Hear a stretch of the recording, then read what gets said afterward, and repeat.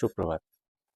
আজ আবার একটা গুরুত্বপূর্ণ টপিক, সেটার প্রেজেন্টিং কমপ্লেন বা বাবা-মায়েরা আমাদের কাছে আসেন যে, "ডাক্তারবাবু, ছেলেটা কিংবা মেয়েটা কিছুতেই ভালো খাওয়া-দাওয়া করে না।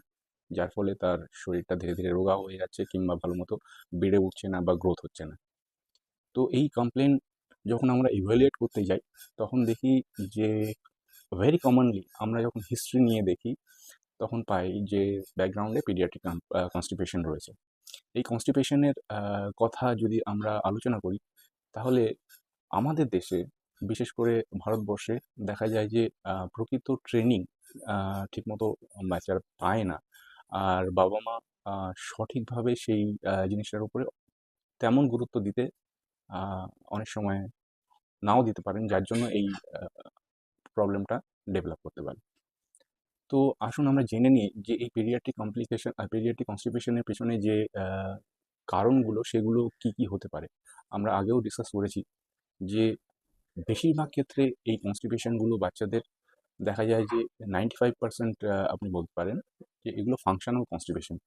এর জন্য খুব বড় কোনো আ চিন্তার বিষয় এর ব্যাকগ্রাউন্ডে থাকে না। যদি আমরা আ সাধারণ কিছু স্টেপস নিয়ে থাকি বাড়িতে, তাহলে কিন্তু এর সমাধান করা যায়। প্রথম, যদি ফাংশনাল কনস্টিপেশন হয় যে একদিন ছাড়া, ছাড়া করছে বা ২ দিন ছাড়া, ছাড়া পটি করছে এবং সেটা শক্ত, কখনো, কখনো দেখা যায় যে শক্ত পটির জন্য তারা পটিতেই যেতে চায় না কিংবা বসতে চায় না।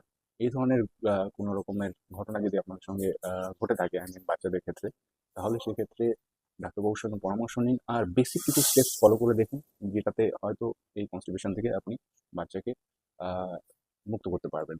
যেমন প্রতিনিয়ত জল খাওয়ানো, যেটাকে আমরা বলি অ্যাডিকুয়েট হাইড্রেশন। দ্বিতীয় কথা, আপনাকে বাচ্চাকে একটু আউটডোর বেসিসে খেলাধুলোর জন্য ছেড়ে দিতে হবে প্রতিদিন বিকেলবেলায়। তাতে শরীরে একটা টেম্পোরারি ডিহাইড্রেশন ডেভেলপ করে এবং বাচ্চারা বলে তখন জল খাবো। আর তাছাড়াও গাট মুভমেন্ট বা এই কনস্টিপেশনে বিভিন্নভাবে হেল্প হয়। তৃতীয় কথা, আপনাকে ডায়েটারি ফাইবার যে সমস্ত খাদ্যে আছে, যেমন শাকসবজি আর তার সঙ্গে ফল, এই ধরনের জিনিসগুলো একটু ফ্রিকোয়েন্টলি দিতে হবে। তারপর মোস্ট ইম্পর্টেন্টলি, আপনাকে পটি করুক বেবি আর না করুক, তাকে কিন্তু প্রত্যেকদিন সকালবেলা কিছু খাইয়ে বা অনেক সময় একটু জল খাওয়ানোর পরেও আপনি পটিতে বসানোর একটা অভ্যেস তৈরি করতে হবে। পটি হোক বা না হোক। তাতে এই অভ্যাসটা তৈরি হয়ে গেলে দেখবেন যে একটা সময় ধীরে, ধীরে সমস্ত আ লাইফে এই জিনিসটা নরমালি বাচ্চারা নিজে থেকেই করছে।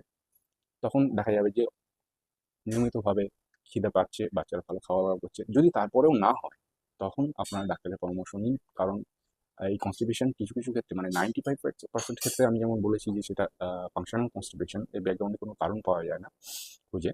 আবার দেখা যায় যে আ কিছু প্যাথোলজিক্যাল রিজনও থাকে বা কারণও থাকে। সেগুলো যদি আ ব্যাকগ্রাউন্ডে থেকে থাকে, তাহলে কিন্তু এই সাধারণ মেজারগুলোতে কোনো লাভ হয় না।